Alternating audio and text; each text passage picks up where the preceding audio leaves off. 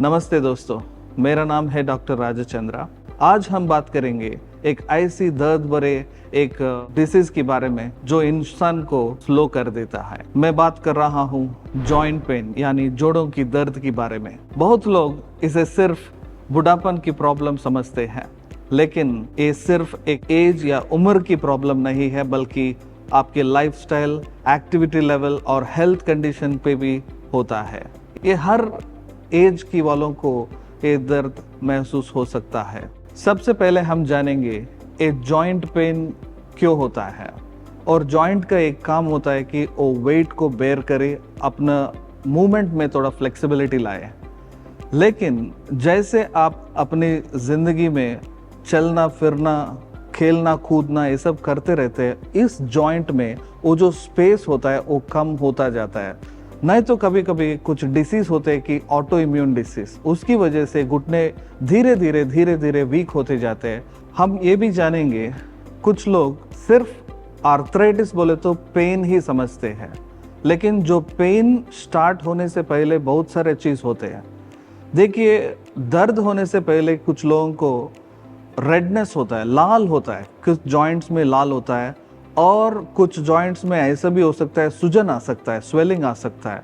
और कुछ लोगों को कुछ प्रॉब्लम नहीं है, सूजन नहीं है, लाल भी नहीं है, पेन भी नहीं है, लेकिन उन लोगों को जैसे वो लोग उठते हैं सुबह, तुरंत वो लोग फ्रीनेस नहीं रहते हैं, थोड़ा जॉइंट को मूव करने में थोड़ा डिफिकल्ट रहते हैं। तो ये जॉइंट पेन समझने के लिए आपको उसका लक्षण समझना बहुत इंपॉर्टेंट है।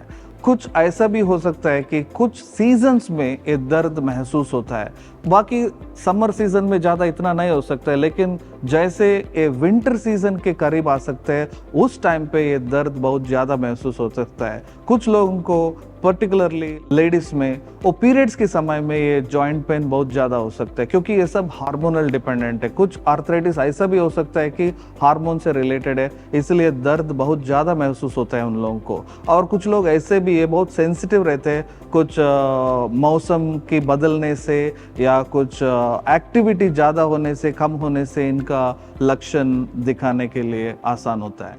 हर किसी को जब घुटने में दर्द होता है, वो लोग समझते हैं कि हमको आर्थराइटिस हो गया। घुटने का दर्द मतलब ये आर्थराइटिस का एक सिम्टम है, लेकिन हर किसी को जब घुटने में दर्द होता है, इसका मतलब ये नहीं है कि उनको आर्थराइटिस है। हमको एक चीज समझना है कि एक घुटने में एक जॉइंट है, उसके साथ साथ कुछ मसल है, उसके साथ साथ कुछ टेंडन्स है, लिगामेंट्स है, बहुत सारे चीज होता है। कुछ लोगों को वो टेंडन में समस्या आती है, फिर भी उन लोगों को जॉइंट पेन होता है। कुछ लोगों को मसल में, मांस में थोड़ा तकलीफ होता है, तब भी जॉइंट पेन हो सकता है।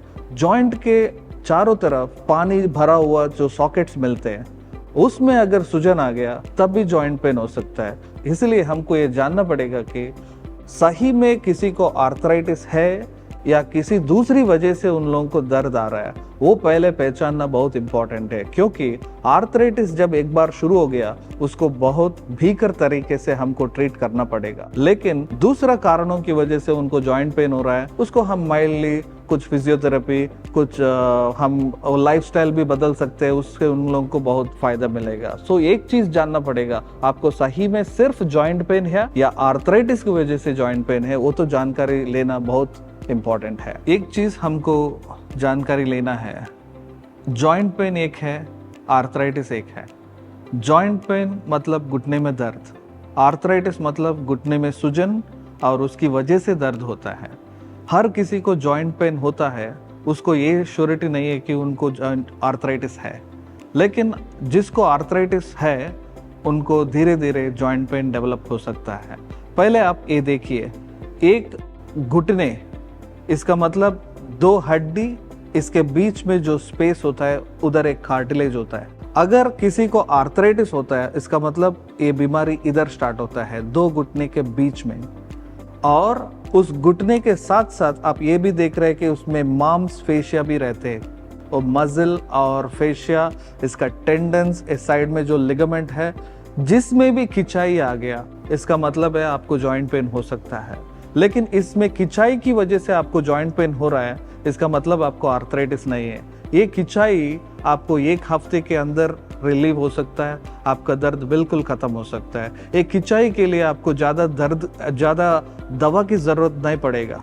आपको सिर्फ फिजियोथेरेपी या कुछ हीट या कोल्ड अप्लाई करने से आपका दर्द बिल्कुल हट सकता है। सो इसलिए आपको जानकारी रहना चाहिए कि आपका प्रॉब्लम आर्थराइटिस है या सिर्फ जॉइंट पेन। दूसरी कारणों की वजह से भी जॉइंट पेन हो सकता है। जैसे हर घुटने के आसपास पानी भरा हुआ एक पॉकेट रहता है, वो अगर कम भी हो गया और उसके अंदर सूजन भी आ गया, फिर भी आपको जॉइंट पेन हो सकता है। उसका मतलब नहीं है कि आपको आर्थराइटिस शुरू हो गया। जैसे आपने सुना कि आर्थराइटिस में बहुत सारे लक्षण होते हैं, वैसे ही आर्थराइटिस में भी बहुत तरह होते हैं। कुछ आर्थराइटिस ऐसे होते हैं कि उसमें घुटनों को ज्यादा चलने से, बहुत भार उठाने से, और कुछ लोगों को अपना बॉडी वेट भी ज्यादा होता है, उसकी वजह से आर्थराइटिस शुरू हो सकता है। उसको हम बोलते हैं ऑस्टियोआर्थराइटिस।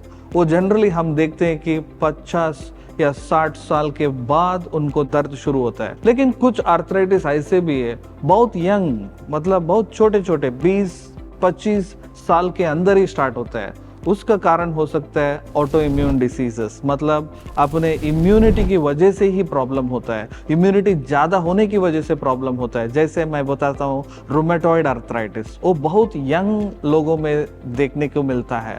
और तीसरा मैं आपको याद दिलाऊंगा, अपने खाने की हैबिट्स की वजह से भी कुछ आर्थराइटिस आते हैं। जैसे हम सोचते हैं कि रेड मीट ज़्यादा खाना, मतलब मांस ज़्यादा खाने से या ऑयली फूड ज़्यादा खाने से, कुछ ऐसे चीज़ खाने से आपके शरीर के अंदर यूरिक एसिड बढ़ सकता है। जैसे यूरिक एसिड बढ़ेगा उसकी वजह से भी घुटने में दर्द शुरू होता है। लेकिन एक अच्छी बात ऐसे है कि आप जैसे उसको खाने में मांस वगैरह, रेड मीट वगैरह कम करेंगे, घुटने में दर्द भी कम हो सकता है। हम ये भी जानेंगे अभी रिस्क फैक्टर, मतलब किसको ज़्यादा चांसेस हो सकता है कि ये आर्थराइटिस का प्रॉब्लम या घुटने के दर्द हो सकता है। लेकिन देखिए, एज एक बड़ा फैक्टर होता है। जैसे बच्चों में कम, बड़ों में ज्यादा होता है। जिसका वजन ज्यादा है उनमें ज्यादा प्रॉब्लम महसूस होता है, क्योंकि ये वेट बेयरिंग जॉइंट्स बोलते हैं। पहले अपना घुटने वेट को लेते हैं, तो इसलिए आप ज्यादा वेट उस पर डाल रहा है, वो हड्डियों के बीच का डिस्टेंस है जो, वो स्पेस हो जो कम हो जाता है,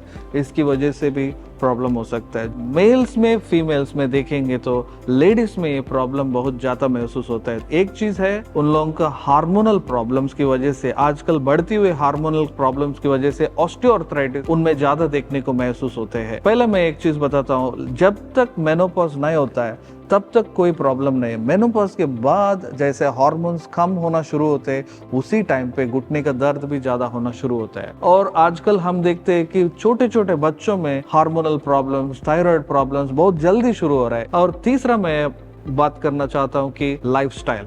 आज हम खाते हैं, पीते हैं, लेकिन क्या खाते हैं, क्या पीते हैं, सोचने वाला बहुत कम हो गया। जमाना फास्ट हो गया, फूड भी फास्ट हो गया और बीमारी भी फास्ट होना शुरू हो गया। जो स्पोर्ट्स ज्यादा खेलते हैं उनमें रिस्क फैक्टर है या ना? मैं बोलता हूँ उनमें रिस्क फैक्टर्स है। स्पोर्ट्स बुरा नहीं है, लेकिन हम ज्यादा उसमें एंगेज करते हैं तो घुटनों को ज्यादा यूज करते हैं। घुटना ज्यादा यूज किया मतलब बुढ़ापे में ये प्रॉब्लम हमेशा हो सकता है। स्पोर्ट्स मतलब इंजुरीज, स्पोर्ट्स की वजह से कुछ लोगों को इंजरीज होता है। हम जितने भी देखेंगे क्रिकेटर्स या टेनिस प्लेयर्स, सब में देखें हर साल उनको कुछ ना कुछ इंजरी होता है। इंजरी का मतलब है आर्थराइटिस का संभावना बहुत धीरे धीरे उन लोगों को ज्यादा हो सकता है। तो स्पोर्ट्स एक कंट्रोल तरीके से हम खेलेंगे तो, लाइफस्टाइल बहुत अच्छा रखेंगे तो, अपना वेट मैनेज करेंगे तो ये घुटने के प्रॉब्लम आसपास नहीं आ सकता है। लेकिन स्पोर्ट्स में अग्रेशन और स्पोर्ट्स में लॉन्गेविटी, और तीसरा बात है हमारा लाइफस्टाइल ठीक नहीं है, वेट का मैनेजमेंट ठीक नहीं है, तो जरूर ये घुटने पे असर कर सकता है। इसलिए स्पोर्ट्स का दो तरफ से हम देखेंगे तो, एक तरफ से वो अपना शरीर को अच्छा भी है, अगर अग्रेशन ज़्यादा है, हम ज़्यादा उसमें इंडल्ज हो रहे हैं, इंजुरीज ज़्यादा हो रहा है, इसका मतलब उन लोगों में आर्थराइटिस का चांसेस ज़्यादा हो सकता है। आर्थराइटिस एक ऐसी बीमारी है जैसे शुरुआती में पहचानना मुश्किल होता है, कुछ दिनों के बाद दर्द शुरू होता है और सूजन भी महसूस होता है, और कुछ ऐसे देखेंगे तो घुटनों में डिफॉर्मिटीज आ सकता है। देखने से ही हमको पता चलता है कि उनको घुटने में कुछ तकलीफ हो रहा है। मतलब अगर हम जल्दी से जल्दी डॉक्टर के पास गए, जल्दी से जल्दी डॉक्टर से हम मेडिसिन लेना, दवा लेना शुरू करेंगे तो इसको एकदम से कंप्लीट हम क्योर भी कर सकते हैं। जैसे आप लेट किया, एक डिफॉर्मिटीज भी होने लगा, मतलब देखने से ही लगता है कि इनको आर्थराइटिस है, उस स्टेज तक हम जाएंगे तो किसी भी ट्रीटमेंट में कंप्लीट रिकवरी मुश्किल होता है। उस स्टेज पे हम ये सोचेंगे सिर्फ दर्द कम हो जाए तो ठीक है, तो आर्थराइटिस को उस स्टेज पे कंट्रोल करना बहुत मुश्किल है। लेकिन मैं होम्योपैथी के बारे में एक चीज बोलना चाहता हूँ। होम्योपैथी सिम्टमेटोलॉजी ट्रीटमेंट है, मतलब तदार्थकारी, जैसे सिम्टम्स है उसकी एग्जैक्टनेस से हम ट्रीट करेंगे। अगर आप देखिए किसी को घुटने में दर्द है, वो बोलता है कि रात को बहुत तकलीफ होता है, मुझे सोने को नहीं होता है। दूसरा व्यक्ति के पास हम जाके बात करेंगे, वो बोलेगा सुबह मुझे दर्द ज्यादा है, और जब सर्दी बढ़ता है तो मेरे को तकलीफ ज्यादा होता है। मतलब हम 10 पेशेंट से बात करेंगे, उनको 10 तरह का सिम्टम रहता है। उन सबको एक ही दवा से इलाज करना सही नहीं है, वो हम मानते हैं। इसलिए होम्योपैथी में हम इंडिविजुअलाइज करते हैं, हर किसी को उनका सिम्टम्स की वजह से, इसकी सिम्टम्स की तरह से हम उसको क्लासिफाई करके वो दवा हम देते हैं, ताकि उनका दर्द भी कम हो जाए, सूजन भी कम हो जाए, और रिकरेंसी, मतलब उनको घड़ी घड़ी वापस तकलीफ ना हो। और कभी कभी ऐसा भी हो सकता है कि उनका डिफॉर्मिटीज भी कम हो सकता है। ये आर्थराइटिस एक है, वो दीर्घकालिक समस्या है। ये एक दिन में शुरू नहीं होता है, एक दिन में खत्म भी नहीं होता है।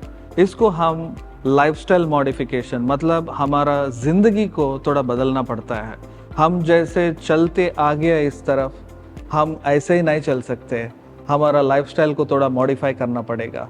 इसलिए होम्योपैथी जब स्टार्ट करते हैं, हम ये भी एडवाइस देते हैं कि लाइफस्टाइल में कुछ मॉडिफिकेशंस करना ज़रूरी होता है। अगर हम लाइफस्टाइल में मॉडिफाई किया, अगर होम्योपैथी दवा भी करेक्ट ठीक टाइम पे हम ले रहे हैं, इसका मतलब बहुत जल्दी आपको आराम मिलने वाला है। लेकिन अगर सिर्फ हम दवाई ले रहा है, बाकी चीज में अपना ध्यान नहीं दे रहा है, इसका मतलब आपका जितना भी अच्छा हो रहा है आपकी लाइफस्टाइल की वजह से फिर से वो घटने लगता है। ये दीर्घकालिक ऐसे ही चलेगा।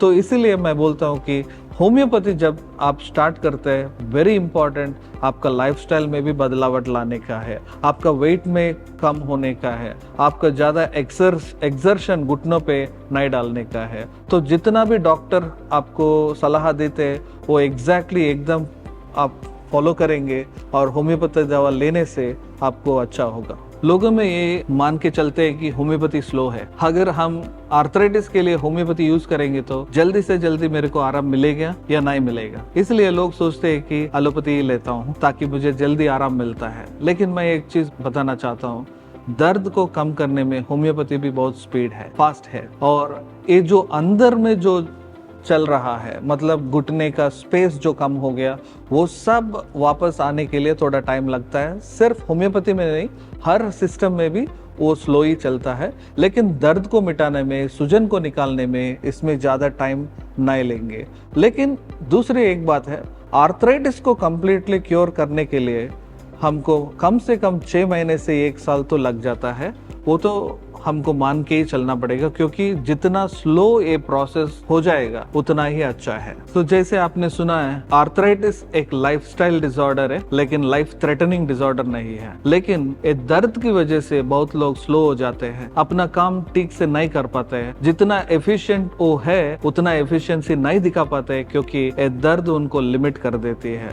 तो ये दर्द के साथ जीना अच्छा नहीं है। इसीलिए वो दर्द को जितना भी फास्ट हम उसका सोल्यूशन निकाल सकते हैं वो बढ़िया है। दूसरा बात मैं एक बोलना चाहता हूँ कि मैंने ऑलरेडी बताया आपको, ये आर्थराइटिस है वो लाइफस्टाइल की वजह से आता है, जेनेटिकली आता है, नहीं तो इन्फ्लेमेशन की वजह से आता है। जैसे मैंने बताया कि auto immune diseases hormonal problem की वजह से होता है। जैसे आपने वेट आपकी बॉडी को मैनेज नहीं कर पाते उसके लिए आते हैं। इसलिए मैं ये आपको बताता हूँ कि बहुत जल्दी आप ये चीज रियलाइज करें, पहले से पहले आप अपने शरीर पे ध्यान दो। एक वेट और एक दूसरा है कि आपका लाइफस्टाइल, खाने की हैबिट्स, ये सब आप कंट्रोल करेंगे तो आर्थराइटिस आपको नहीं आएगा। एकदम आपको आर्थराइटिस आ भी गया, जल्दी से जल्दी आप इस सिम्टम्स को पहचानिए। जैसे मैंने बताया कि दर्द और सूजन और लाल होना, और कभी कभी डिफॉर्मिटीज भी होना, ये सब आपको जल्दी से जल्दी पहचानने का है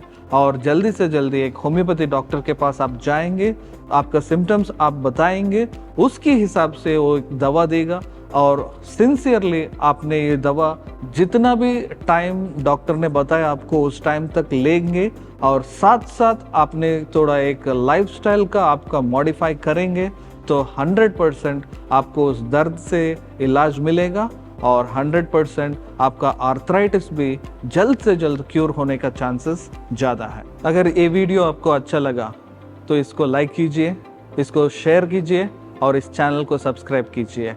अगर आपको ऐसी जानकारी चाहिए तो मुल्लर यूट्यूब चैनल को हमेशा बने रहिए। Thank you.